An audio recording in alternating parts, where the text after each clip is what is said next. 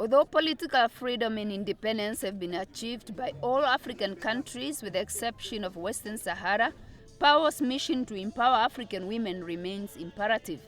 The president states that it was therefore important for the African Union as well as the regional economic communities in Africa to support the work of the Pan-African Women's Organization.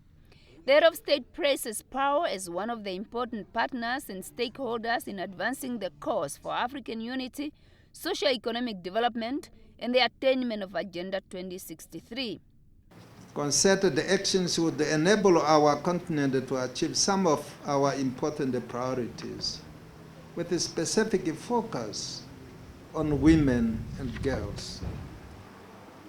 First, this will go a long way towards the achievement of the targets stated in the Millennium Development Goals of the United Nations in general, and in particular the MDG 3 on gender equality and women empowerment. President Pwamba indicated that African women should be empowered and accorded the necessary space to participate in the social and economic development of the continent.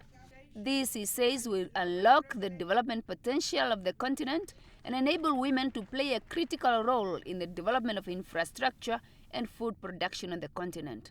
The Namibian leader believes that it's now time to give practical meaning to the decisions of the African heads of state and government calling for the rights of women in Africa, and the 2004 Declaration on Gender Equality in Africa, which calls for the 50-50 representation of women in all facets of public office and the private sector.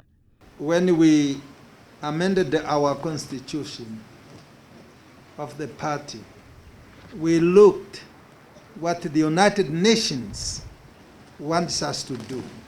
We looked what the Organization of African Unity wants us to do. Now AU.